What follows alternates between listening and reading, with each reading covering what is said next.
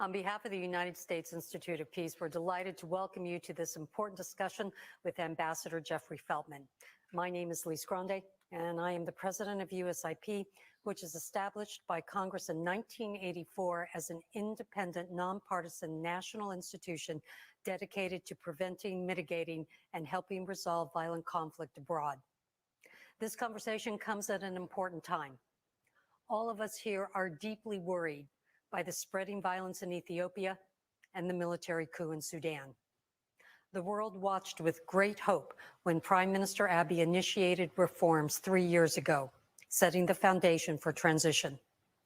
The unprecedented voter turnout in the June and September elections and the initiatives by civic leaders to promote national dialogue and bring together youth, women, and religious leaders to bridge divides show a continuing commitment to finding political solutions. Finding these political solutions are unfortunately becoming ever more difficult as the country faces a terrible humanitarian emergency, growing violence, and a proliferation of hate speech. When Ambassador Feltman was appointed U.S. Special Envoy for the Horn of Africa in April 2021, he was tasked with leading a U.S. diplomatic effort to address the interlinked political, security, and humanitarian crises in the Horn of Africa. We invite everyone to follow today's conversation on Twitter with hashtag @USPolicyEthiopia. We're now very pleased to introduce Ambassador Feltman, who was appointed the U.S. Special Envoy for the Horn of Africa in April this year. Ambassador Feltman brings a very distinguished record to this position. He served as Assistant Secretary of State for Near Eastern Affairs from 2009 to 2012, was the U.S. Ambassador to Lebanon from 24 to 28, and has served in Erbil, Baghdad, Jerusalem, Tel Aviv, Tunis, Amman, Budapest, and Port-au-Prince. Ambassador Feltman is the recipient of 2 Presidential Service Awards and a number of State Department Superior Honor Awards. From July 2012 until his retirement in April of 2018, Ambassador Feltman served as Undersecretary General and head of the UN's Department of Political Affairs. He was the Chief Foreign Policy Advisor to the UN Secretary General and oversaw all UN mediation and conflict prevention work across the globe. He has recently worked at the Brookings Institution and at the UN Foundation, both based in Washington, D.C. I hope everyone joins me in a very warm welcome to Ambassador Feltman.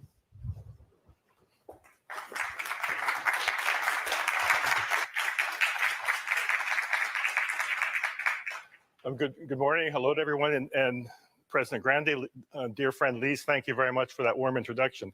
I am really delighted to be here at the U.S. Institute of Peace to talk about these issues because the U.S. Institute of Peace has shown such leadership with the programs they have in Ethiopia promoting dialogue between Ethiopians. I was honored to be a member of the Red Sea Study Group that USIP organized under Susan Sigant's leadership. And of course, Lise, it's wonderful to see you in this position as president. You and I were UN colleagues together, and I saw the heroic efforts you did in getting life-saving support to people in Yemen under war, and the life-saving support in Iraq for communities devastated by ISIS. So thank you very much for this opportunity. Now, had someone previewed for me back in 2015, which was the middle of that 6-year tenure that I spent at the United Nations as Undersecretary General for Political Affairs, that I would someday serve as the U.S. Special Envoy for the Horn of Africa, I would have scoffed. Government service fell into the been there, done that category. And I was very happy in my post-UN quasi-retirement at Brookings and the UN Foundation, the things Lee's mentioned. But when the Biden-Harris administration urged me to take on this portfolio, my sense of duty kicked in. Having spent time in the Horn during my UN career, I knew the strategic importance of the Horn's geography, demographics, politics, and security. Importance not only in Africa, but across the Red Sea and beyond. But had that same prescient person back in 2015 who said, Jeff, you're going to be the special envoy for the Horn of Africa, asked me to envision what my primary concerns would be in 2021 as special envoy, I would have guessed that Somalia, still troubled today, would top the list. I would never have guessed that Ethiopia, an exporter of stability via peacekeeping during my UN career, a long-standing important partner of the United States, to be consuming the bulk of my time and my worries and my conversations with Secretary Blinken in the White House. You know, as a boy growing up in a small town in the Midwestern United States, I knew of Ethiopia's biblical references, as the origin of coffee. It had been a World War II close ally of the United States, and as a courageous example of African independence against colonialism. I didn't have the advantage growing up in a small town Midwest to know members of that talented Ethiopian diaspora that have contributed so much to our country. Then as a young adult, I began to learn more about Ethiopia. I was so moved in 1985 by the reports of the Ethiopian famine that I made modest contributions. And subsequently, as I immersed myself professionally in foreign policy, I learned much more of Ethiopian politics and history. And I love the story of Negus Dawit I, his 15th century delegation to Venice, which is sort of an early example of global North, global South exchanges among equals.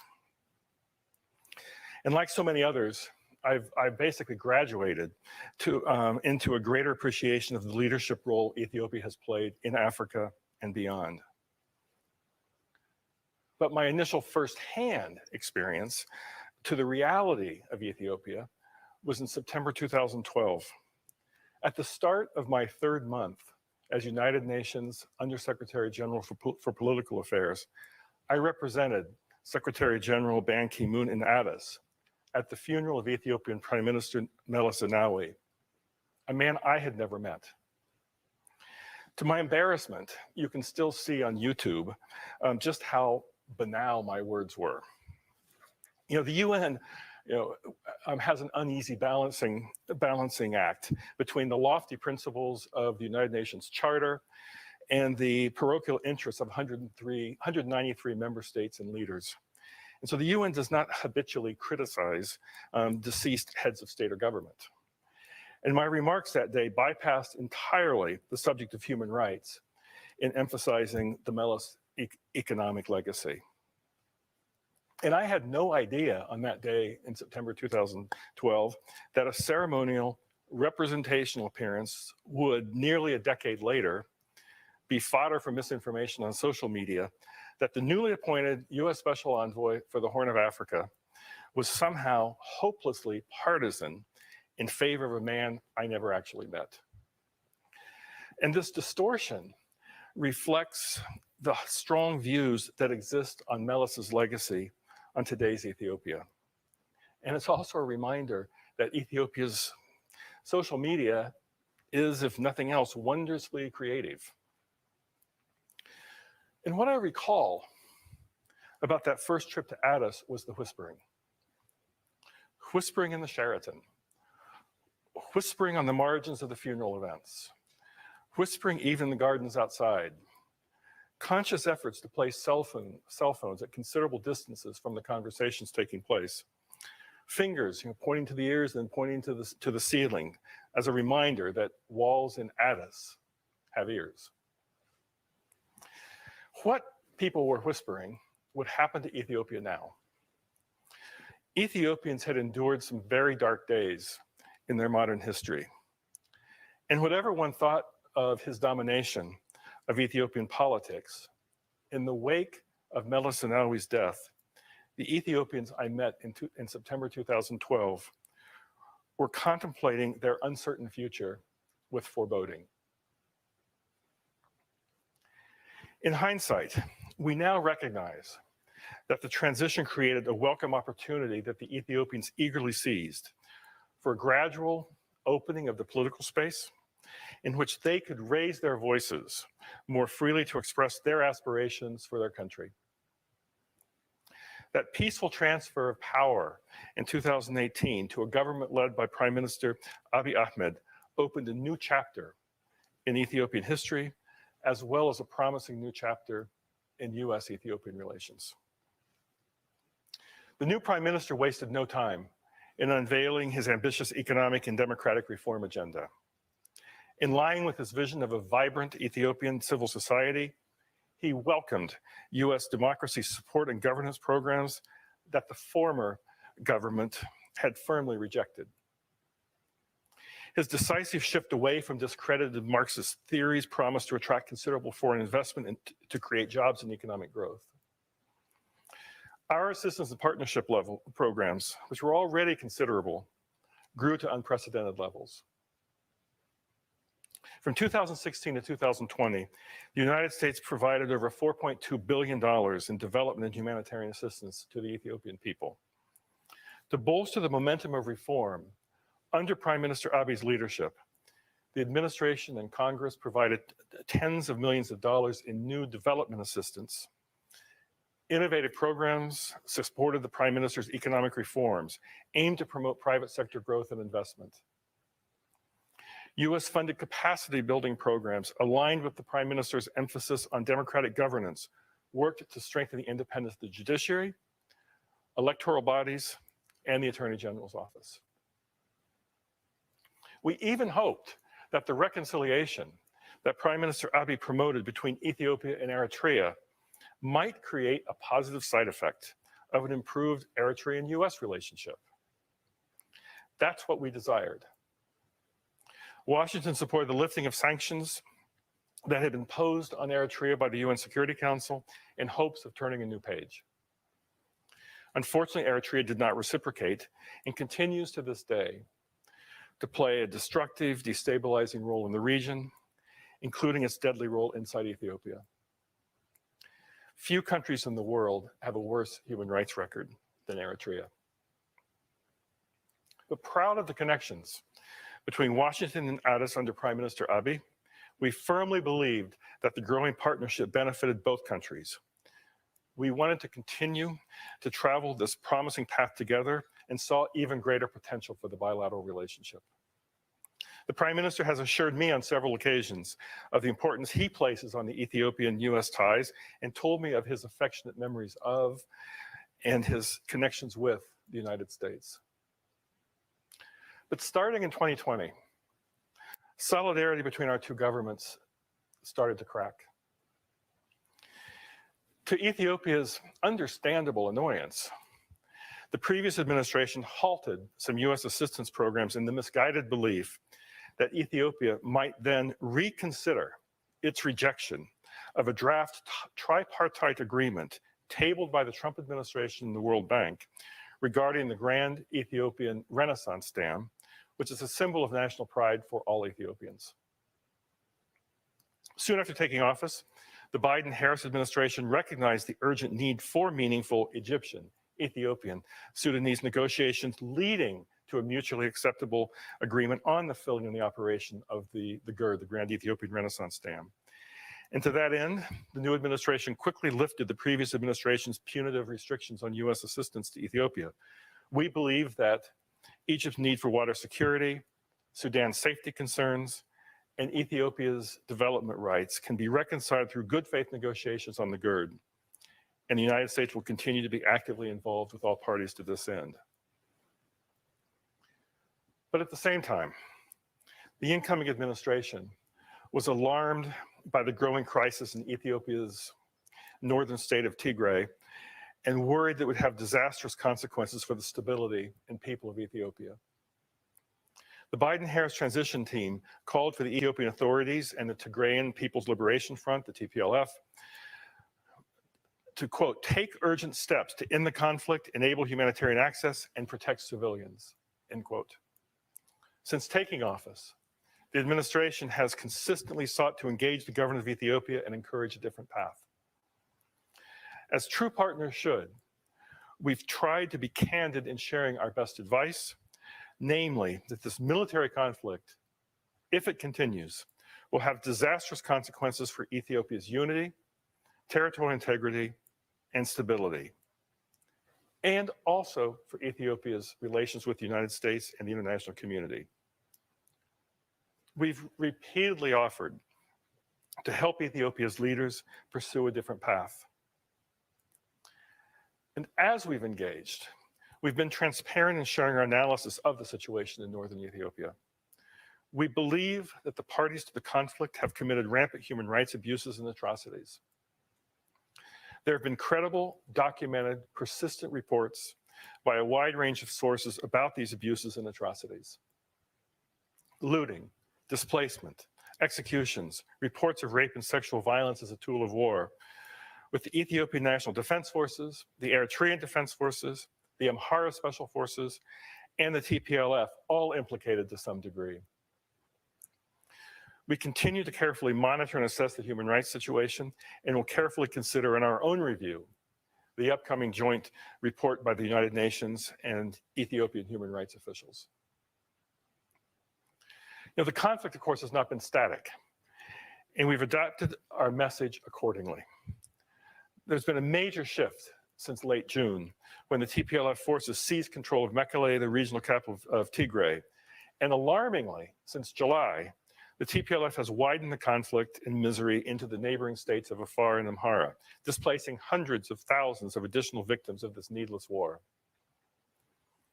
Ambassador Pasi Inatis and USAID's head of humanitarian assistance recently visited Bahir Dar, the regional capital of Amhara, as we accelerate our efforts to reach those displaced by the TPLF.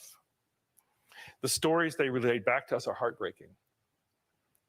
We watched the fighting around the cities of Dessie and Kombacha in horror as thousands more civilians were forced to leave their homes. Some critics of U.S. policy claim the United States has an inherent bias in favor of the TPLF. This could not be further from the truth. We have consistently condemned the TPLF's expansion of the war outside Tigray, and we continue to call on the TPLF to withdraw from Afar and Amhara. That expansion of the war, however, is as predictable as it is unacceptable, given that the Ethiopian government began cutting off humanitarian relief and commercial access to Tigray in June, which continues to this day despite horrifying conditions of reported widespread famine and near famine conditions that have shocked the world. In Tigray, 90% of the population requires aid, and up to 900,000 people are facing famine-like conditions. This is happening in a country that has the expertise and the experience to address famine, if the will were there. To meet the basic needs of Tigray's population of 7 million, the UN has been clear. At least 2,000 trucks of supplies are needed per month. Since the beginning of July, only 1,100 trucks in total have entered Tigray, which is just 13% of what's required. Now, there was a welcome increase of food deliveries in September and early October, but this still fell short of the needs. No new convoys of humanitarian assistance have been able to enter Tigray due to lack of approval since October 18. Fighting and insecurity have disrupted some convoys and flights, and there have been occasional shortages of trucks due to some very complicated issues.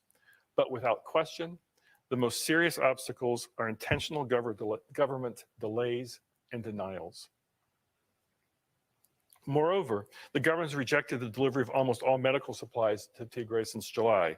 In practice, this means that those suffering from malnutrition or routine or long-term illnesses cannot be effectively treated. Food alone does not save those whose bodies are already consuming themselves because of famine.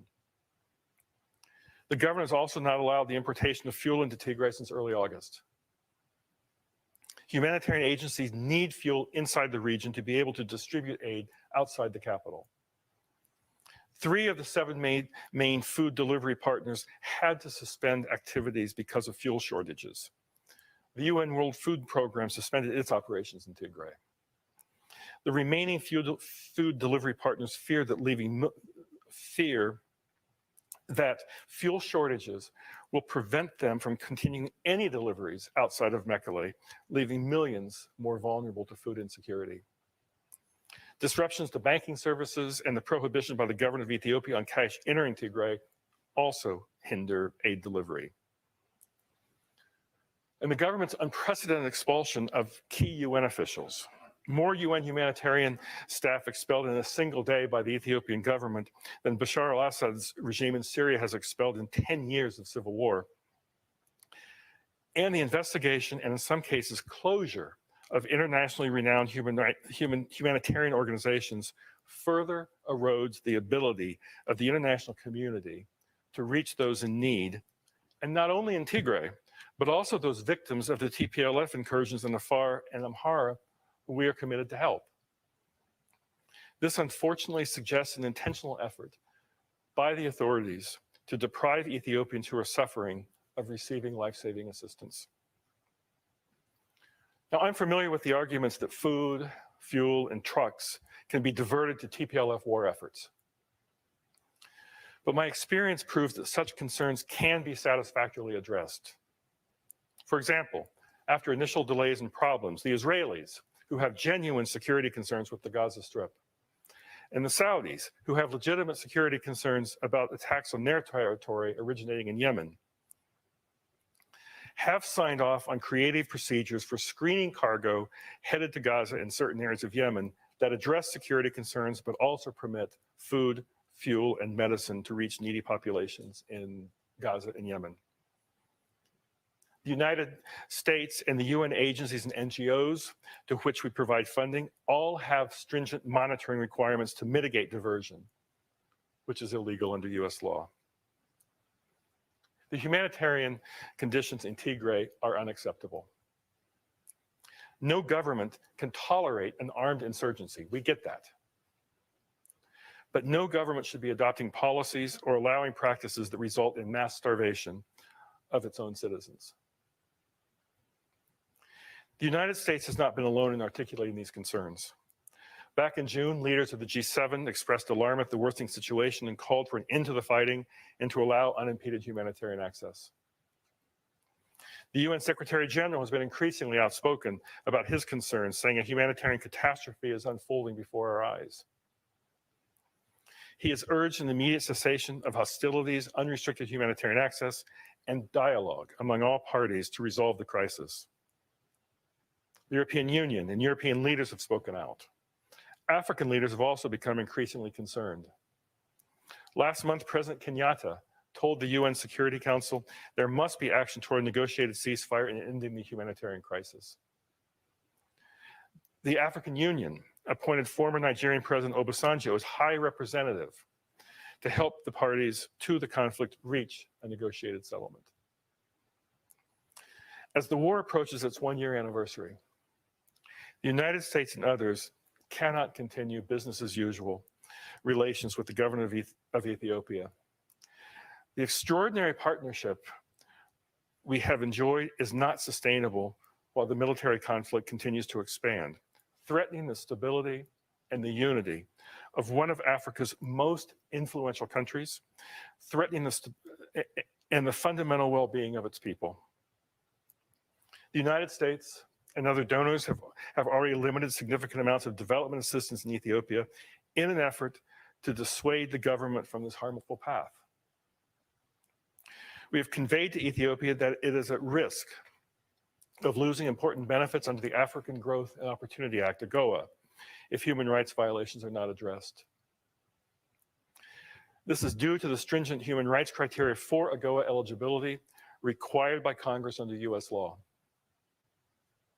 The United States is prepared to pursue the first sanctions under the executive order President Biden signed in September against those fueling this crisis and obstructing humanitarian operations.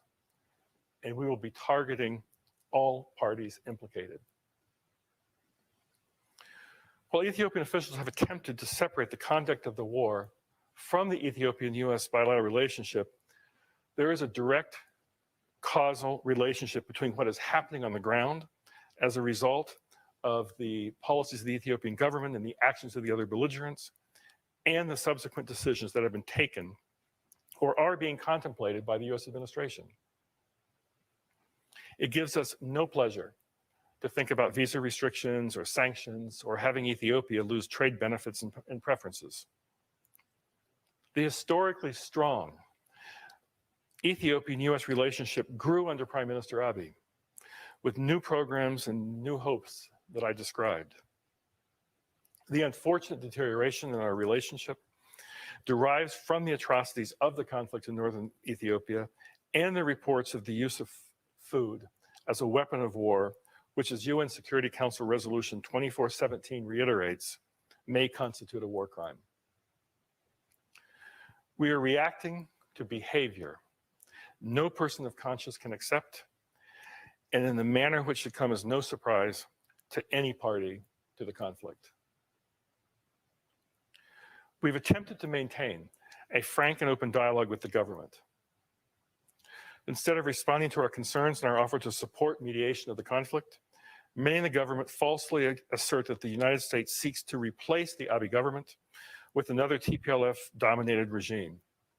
This is just not true. We know full well and respect the views of the overwhelming majority of the Ethiopian public who oppose a return to a Meles-style rule. This is not 1991, when the siege at us. This is a message we have also underscored in our engagement with TPLF leaders. The United States seeks a relationship with all peoples in Ethiopia. We want to see stability and prosperity restored to the entire country and for Ethiopia to regain its position as a regional and global leader. Such an outcome requires Ethiopia's leaders to put down their guns and find a formula for peaceful coexistence. We had hoped that the recent political events inside Ethiopia would have led the Prime Minister to pivot from war to peace. Elections in June and September produced a super parliamentary majority for Prime Minister's Prosperity Party. You know, as the former UN focal point for election assistance, which is one of the responsibilities I had as Undersecretary General for Political Affairs, you know, I have some concerns about elections when key opposition figures are imprisoned and restrictions on the media are imposed. But I also believe that the Prosperity Party has significant support across Ethiopia as reflected in those election results. This means the Prime Minister indeed has a mandate he can draw on in a new cabinet composed of hand-picked trusted allies and partners. He was sworn in for a full five-year term. But as Kenyan President Kenyatta said at that very swearing in, the mandate obligates the Prime Minister to govern for those who supported him and for those who did not. Legitimacy can never be sustained through force or proclaimed by fiat. The Prime Minister now has the power and the opportunity to embrace peace. Instead, we see the situation getting worse, not better. The government has exploited longstanding ethnic grievances with divisive rhetoric. It has launched a bombing campaign while using drones from questionable sources, including reportedly from U.S. adversaries, and promoted mass mobilization of militia, doing grave damage to Ethiopia's security institutions. Scarce foreign currency reserves have diverted to arms purchases and lobbyists rather than development. The TPLF, meanwhile, pushes ahead in Amhara and forges alliance with disaffected armed groups elsewhere in the country. This is dangerous. The situation on the ground today is even more alarming than it was a few months ago. And that whispering phenomenon in Addis that I found so indicative back on the margins of Meles' funeral in 2012, it's back. And the democratic opening that was so inspiring when Abiy Ahmed became prime minister, appears to be at risk of being another victim of this war. Studies show that the average modern civil war now lasts 20 years. I repeat, 20 years. A multi-decade civil war in Ethiopia would be disastrous for its future and for its people. We urge the government of Ethiopia, the TPLF, the other belligerents, to give peace a chance, to choose a different path and engage in dialogue without preconditions, whether through direct contact or via an intermediary such as former Nigerian President Obasanjo in his role as African Union High Representative. The government of Ethiopia and the TPLF should commence at once with negotiating and implementing a series of parallel steps that will stop the violence, allow life-saving access to Tigray, lead the TPLF to withdraw from Afar and Amhara and the Eritrean forces from Ethiopia, result in a durable ceasefire, perhaps with the rules understood and perhaps with third-party monitors, and initiate accountability for human rights abuses and any war crimes. Ethiopians can set an agenda for talks on issues including internal border disputes and the role of the central government versus the federal states that must be resolved peacefully and constitutionally between Ethiopians rather than through violence. There are many reciprocal steps the parties could take now to move toward a negotiated ceasefire. The first step, though, is demonstrating an openness to try. As I told a group of Ethiopian officials during a private retreat we hosted in June in Washington, the Ethiopian-U.S. relationship was then at a crossroads.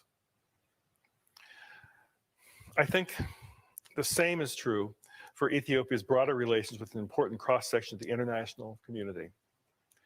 We could proceed down one path that would inevitably lead to sanctions and other measures, or we go down another path on which we could revitalize the positive, promising bilateral relationship that was expanding to new heights when Prime Minister Abiy took office.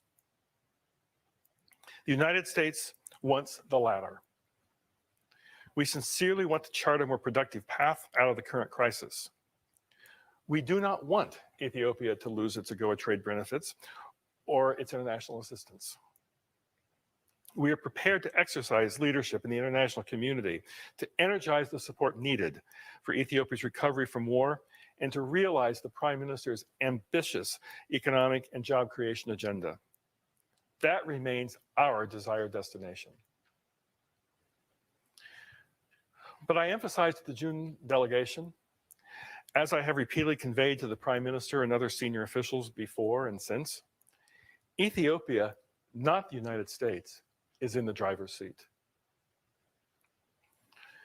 Prolonging the war, dodging genuine negotiations to lead to de-escalation, negotiated ceasefire, and refusing to allow unhindered humanitarian access to avert catastrophe are actions that are taking Ethiopia to a dangerous direction.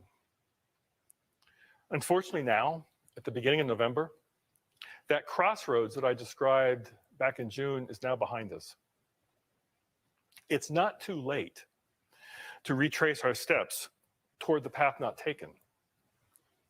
But the change in direction must occur in days, not weeks.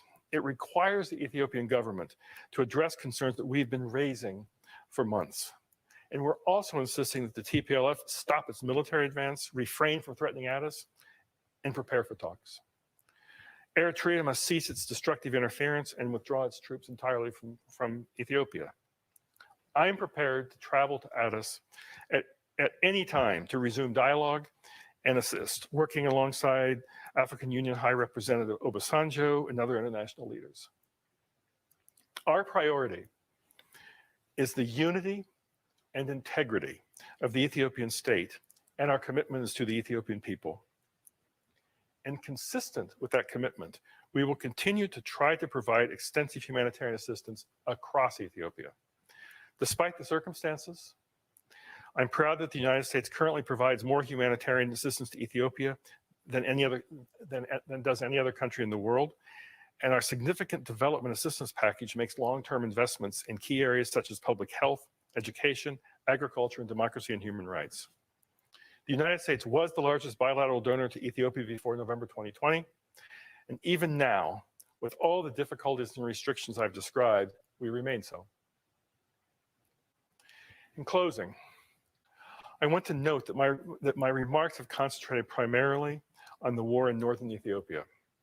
Since the violence, humanitarian catastrophe, and atrocities in northern Ethiopia, as Tigray, Amhara, Afar, are the issues that are prompting U.S. considerations of new measures, including sanctions under the new executive order and the question of AGOA eligibility. But we are also deeply concerned with violence and tensions elsewhere in Ethiopia. If not addressed through dialogue and consensus, these problems can contribute to the deterioration of the integrity of the state. Ending the war in northern Ethiopia will allow government officials and others to concentrate on the processes necessary to address tensions elsewhere and to rebuild an Ethiopian national consensus on the country's future that includes enduring protection of the rights of members of minority groups. Such a process is necessary to restore Ethiopia's role as a cornerstone of stability in the Horn of Africa, and that Ethiopian leadership that is so familiar to me from my UN tenure. Ending the war is the best path to a more stable, more prosperous country. And ending the war will also enable us to renew a more affirmative Ethiopian-U.S. bilateral relationship, a partnership that benefits both countries. We urge Ethiopian leaders from all parties to take the steps necessary to arrest the current trajectory and permit its peoples and its partners to restore the promise that Prime Minister Abiy so compellingly outlined at the start of his premiership.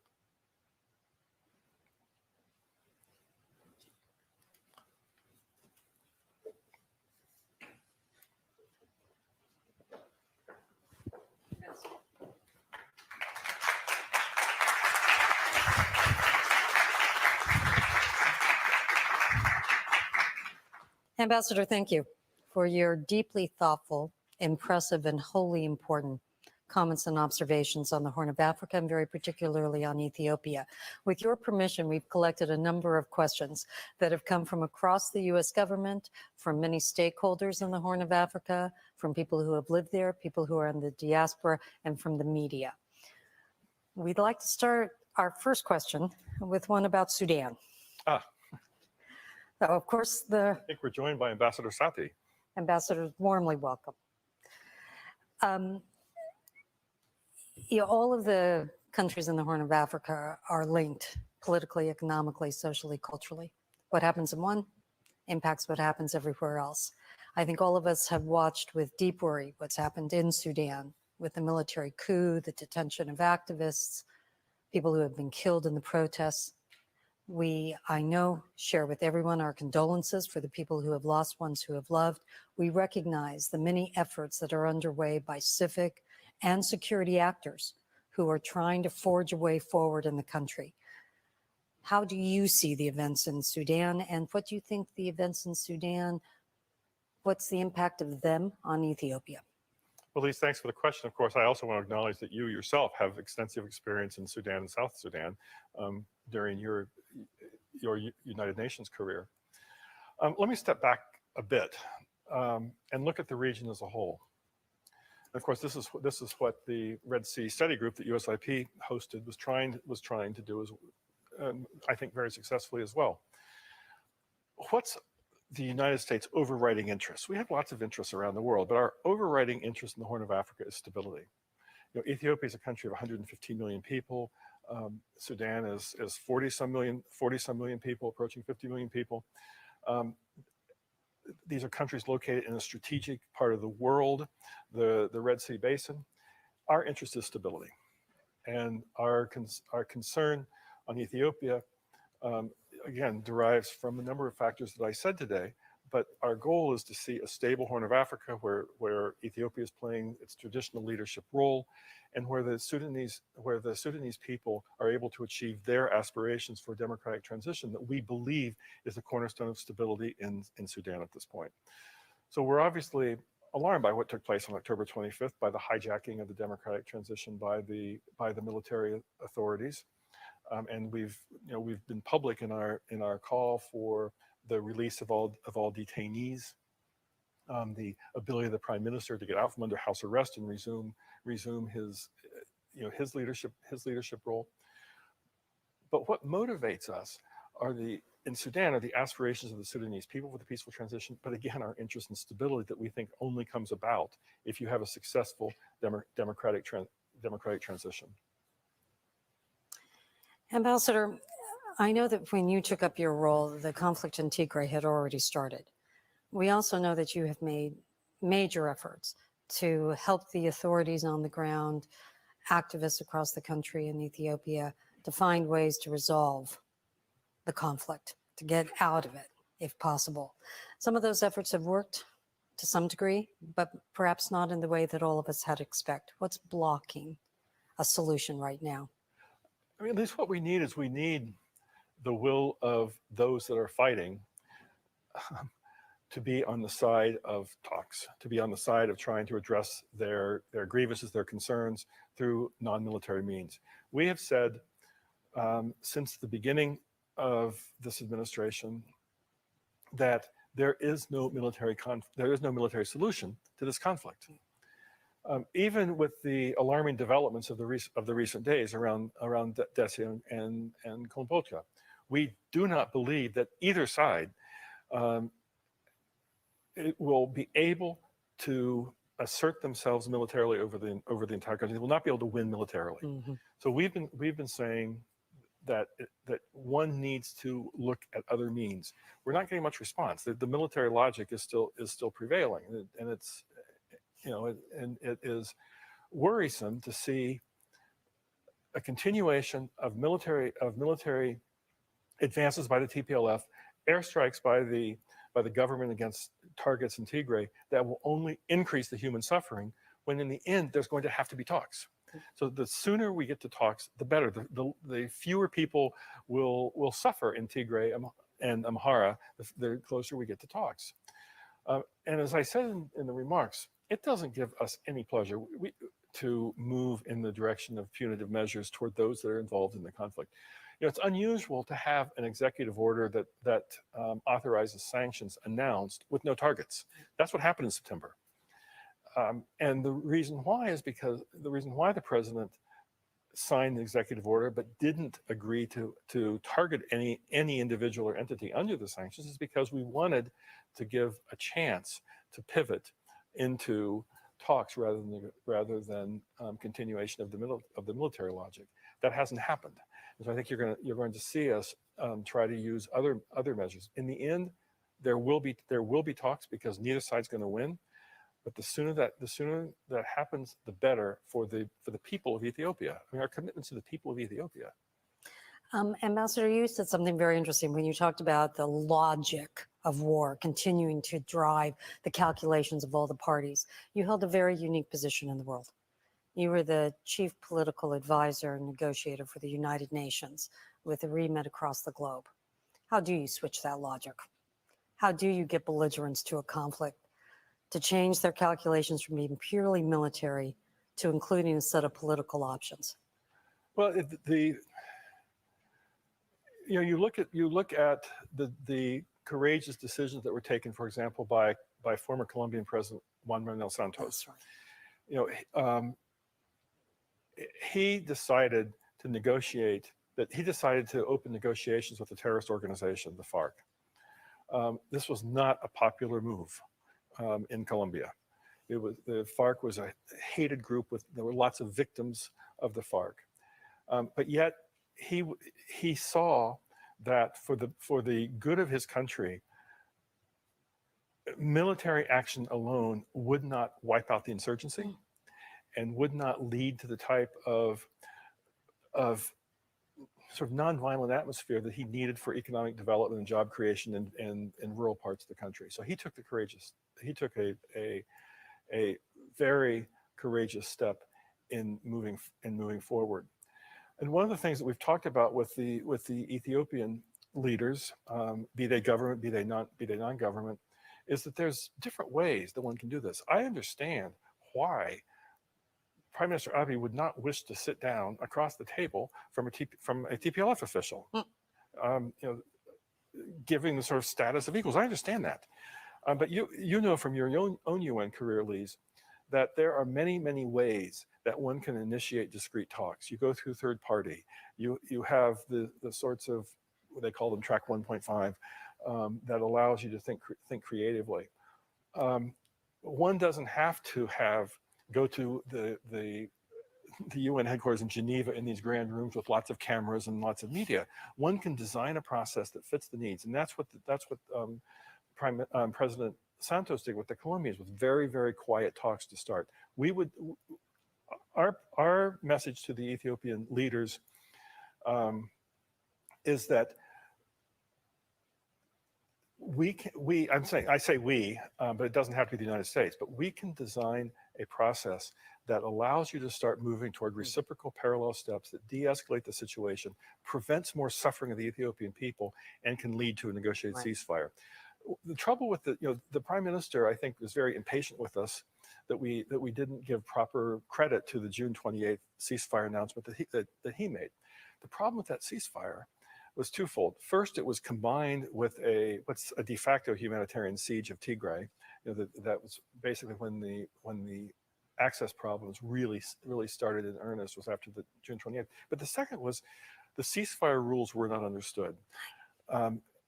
That ceasefires that work and that are durable and that can create the atmosphere for broader political talks need to have the rules understood by all parties. And I would imagine that you're going to need some kind of third party to help work on those rules, but the two sides need to agree that they need a ceasefire, that they need the rules, that they're prepared to move in that direction. Over the long term, the Ethiopians need to have a type of national conversation among themselves. The outsiders can provide support if they want it, but it's basically an Ethiopian conversation.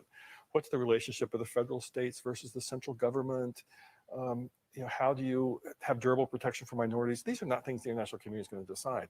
But to have this kind of, and the Prime Minister has said he wants a national dialogue. He's talked about that. Our advice is your national dialogue will be more productive, more constructive, if the atmosphere isn't marred by ongoing fighting.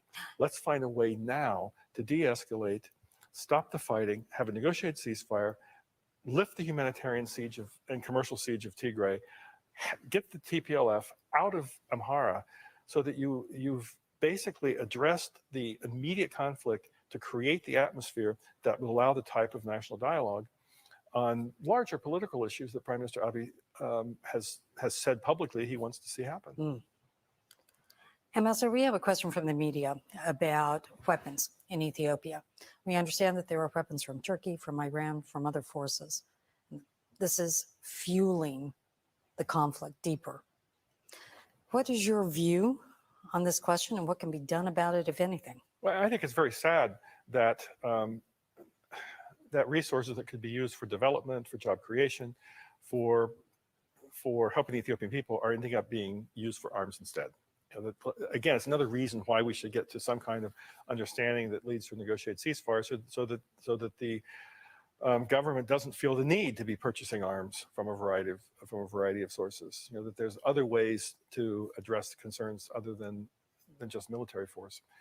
And of course, we're also bothered by the fact that there are reports that some of these arms are being acquired from some of our adversaries, and there are consequences for supporting some of these adversaries, but the primary way to stop the arms purchases is to stop the war. Ambassador, you spoke very movingly in your speech today about the humanitarian crisis, about the 20 million people who are facing famine because of... 20 million people need humanitarian assistance across Ethiopia. It's not all that the famine is confined in the north. 20 million people need across help. Ethiopia. You talked about the restrictions in aid reaching the people who need help. Has the international response been effective? What more can be done? Are there things that the U.S. government can do differently that will help to improve the humanitarian situation? I mean, we're having tough conversations with both the government and the TPLF to make sure that we have that the international community can have access to those who need humanitarian assistance wherever they are, whether they're in Amhara, whether they're in Afar, whether they're in Tigray, and I would argue that both sides have not fully lived up to their responsibilities. The TPLF says that aid has to go to the parts of Amhara that they control have to go up via Mekelle, which is just not realistic. It complicates matters, and the government continues to find, put bureaucratic obstacles in the way. Fighting has disrupted some humanitarian assistance without question. You can't, but most of the restrictions have been imposed by the government via bureaucratic delays. The international community has spoken with one voice, including through joint approaches to the government of Ethiopia on these matters. And we have to continue to push. The Secretary General has been outspoken. Your former Yemen colleague, Martin Griffiths, in his role as UN Emergency Humanitarian Coordinator, has also been quite active in trying to broker some understandings. What ends up happening is we spend a lot of time on this or that delivery while the overall problem remains. That's right. And I would hope that if the parties recognizing the fact that there's no military solution would move into some kind of proximity, third-party mediation to stop the fighting, that's how we resolve ultimately the humanitarian access. But it's a really, really tough, and it's unconscionable that the assistance is available and it's not getting to those who are in need. Yeah. Ambassador, when we were soliciting questions for this session, a number of people who have family in Ethiopia asked about the possibility that the U.S. would declare what's happening in the country a genocide, and they pointed to the extremely high levels of violence, including sexual and gender-based violence. Can you comment on that?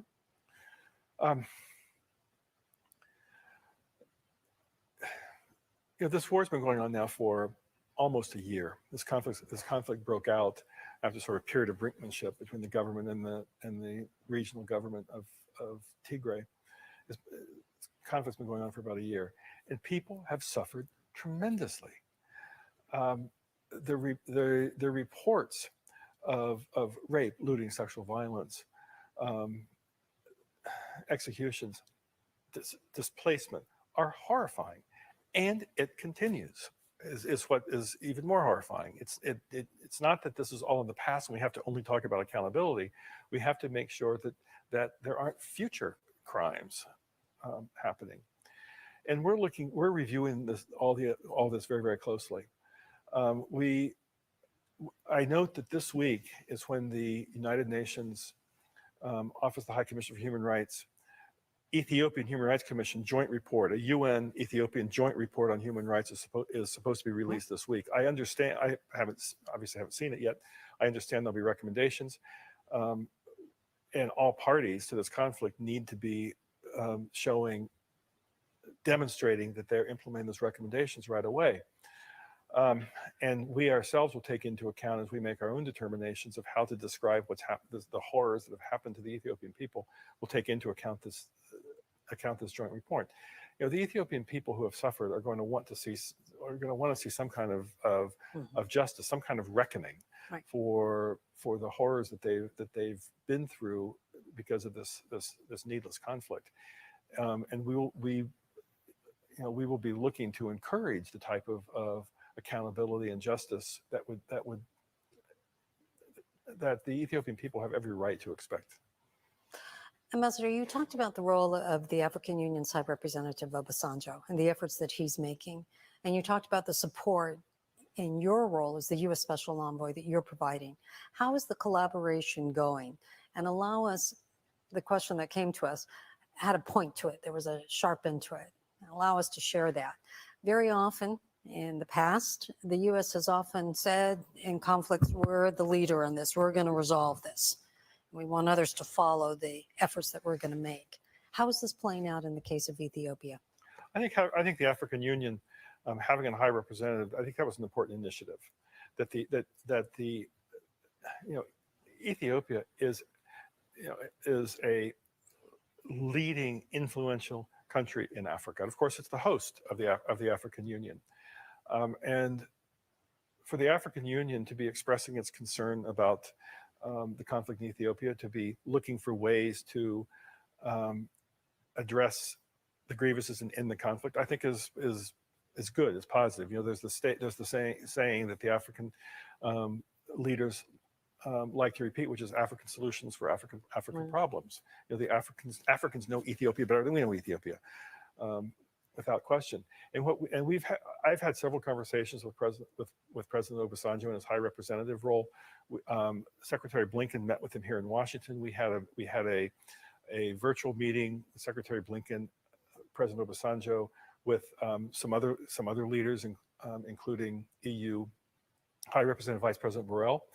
And we've all pledged our support for President Obasanjo's mission. The way I sort of said to President Obasanjo is, look, we can play a backstage role to your efforts. We're not looking for the spotlight on the United States. What we're looking for is what's the most effective way to end this conflict. What's the most constructive role that the United States can play, completely behind the scenes, if that's most appropriate, to support President Obasanjo's efforts. I'm repeating myself, Lise, but you know this so well from your UN tenure. The process of getting to a negotiated ceasefire can be developed in a way that takes into account the political concerns that the two sides, I'm talking about the government, the TPLF in this case, may have about dealing with each other, that can try to deal with the distrust. And President Obasanjo, as a respected African leader, can play an important role in helping to put together a process that's acceptable for both sides. Ambassador, we all know that relations between Ethiopia and Eritrea have gone through periods of great difficulty. There have been some improvements. Many problems remain. How do you see Eritrea's role in the current conflict in Ethiopia? Extremely damaging and destructive role. And it's interesting. I was in Asmara in May and was able to have a long conversation with President Isaias, mostly him giving his perspective to me. But what was interesting was that he shared his concerns about the overall stability of the Ethiopian state, which is a concern we had. I mentioned at the end of our statement. It's not just that northern Tigray; it's that there's a lot of tensions that the prime minister needs to manage throughout Ethiopia. But the role that President Isaias Afwerki and Eritrea are playing in Ethiopia exacerbates the insecurity, exacerbates the tensions, exacerbates the risks to the integrity of the Ethiopian state. And according to the documentation that we have, some of the absolute worst, most horrifying human rights violations were committed by the Eritrean Defense Forces during the period between the start of this conflict back in November 2020 and June, when the ENDF pulled out of most of the Ethiopian National Defense Forces pulled out of most of northern Ethiopia. So we will continue to call for the Eritrean forces to withdraw entirely from Ethiopia because their role is destructive, making things worse. Ambassador, finally, in conclusion, in your very powerful comments and speech, there was one statement that I think many of us immediately woke up to. You said that on average, every civil war takes 20 years to resolve. Yes, and the Ethiopian people do not deserve, after they've had some dark days in their 20th century history. They do not deserve spending the next 19 years trying to address a conflict through military means that undermines the integrity of the state. You look at what a rich mosaic of peoples Ethiopia is. You could very well imagine that that the tensions that are here and there throughout the country, violence in Benishangul Gumuz, some problems in Oromia, that these problems, if they're left unaddressed, because there's such focus on northern Ethiopia, could evolve into a widespread civil war. And imagine the ramifications beyond Ethiopia, not only for the Ethiopian people, but even beyond Ethiopia. As across the Red Sea, as you would have people trying to find, get out of a situation of 20-year civil war. There are ways to address the Prime Minister's concerns. There are ways to address the TPLF concerns. I don't, the Prime Minister, I believe, thinks that, or thinks that the TPLF wants to replace him. TPLF thinks that the Prime Minister wants to probably exterminate them. I don't think either is true. So you can find a way where you could meet the needs of the government as the national government of Ethiopia and the TPLF in its regional government role that aren't mutually exclusive. It's just that you have to have the will of the parties in order to start. Ambassador, we're at the end of our discussion today. I hope you will allow a very personal comment. You are one of the most exceptional Undersecretary Generals of Political Affairs that the UN has had in its 75-year history. We could not be in better hands to have someone of your exceptional capability as the U.S. Special Envoy to the Horn of Africa. I hope everyone joins me in thanking the Ambassador for his very important comments today. Jeff, thank you.